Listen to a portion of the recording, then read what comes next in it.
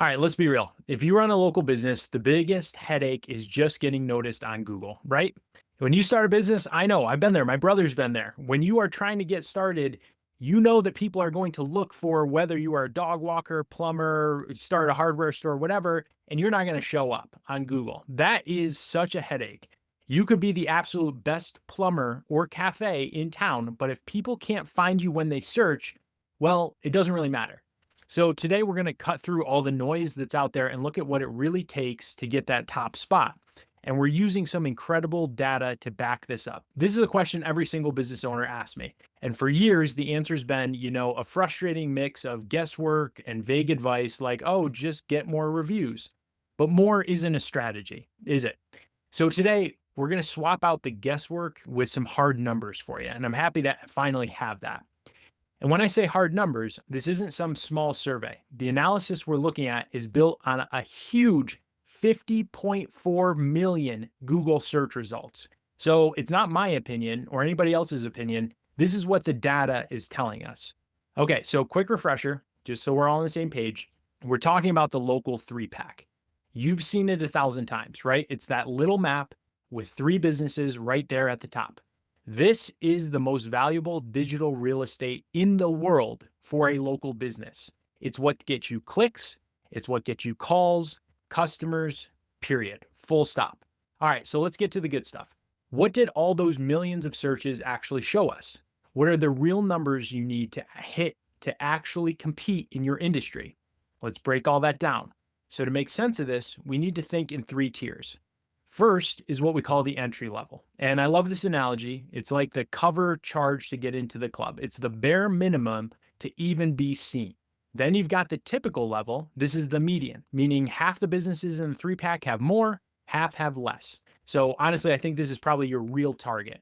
And finally, you have the dominant level. This is where you have more reviews than 90% of your competition and you own the space. You're the business that comes up first, second, or third almost every single time when people are looking locally for your type of business.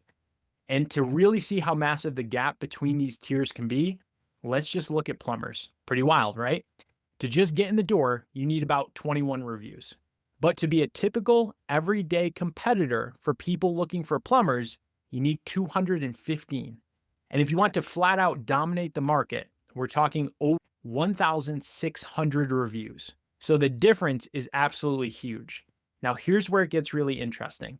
This changes so much depending on your industry. In some fields, the competition is just absolutely brutal.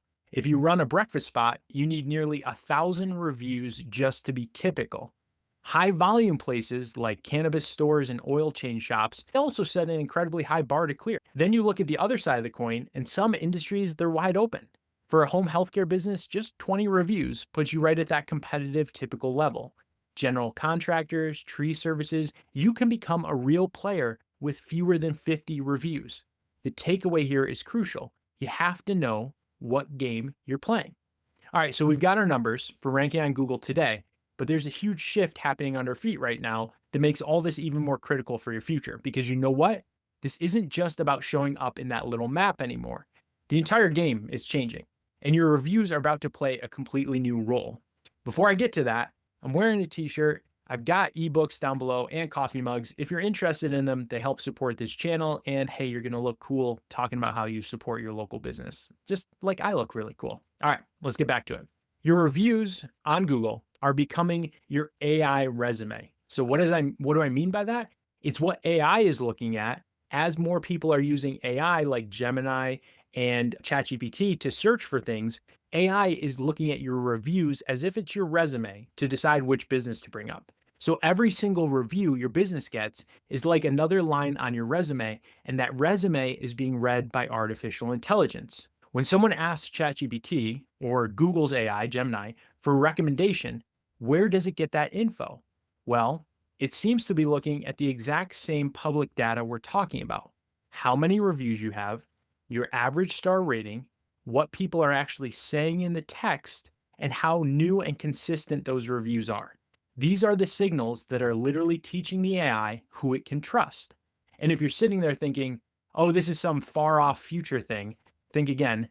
50%, that's half of consumers, are already using AI powered search to help make buying decisions.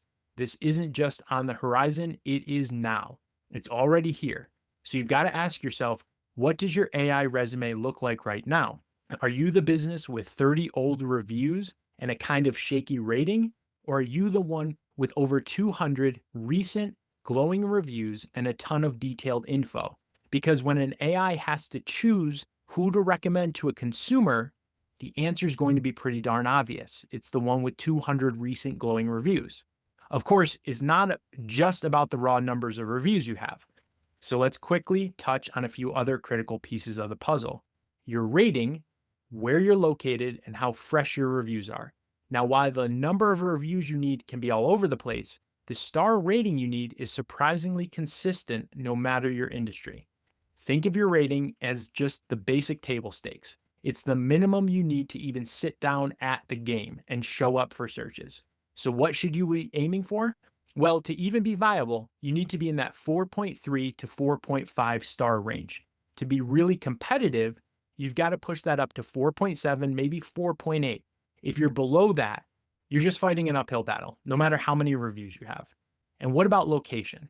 Does it really matter if you're in a huge city versus a small town? Yep, it sure does. On average, if you're in a major metro area, you're going to need about 1.5 to 2 times more reviews than a similar business in a rural area. It's a big deal, but it's maybe not the 10x difference. Let's look at real world examples with HVAC contractors. In a rural area, 132 reviews makes you a typical competitor. But if you're in a more dense metro area, you need over 360 reviews to hit that same middle of the pack benchmark. You've got to know your local market. And finally, we have to talk about recency. Great research from Sterling Sky really highlights this. You can't just hit your target number of reviews and then stop. It's not a set it and forget it kind of thing. A steady flow of new, fresh reviews is a massive trust signal to Google.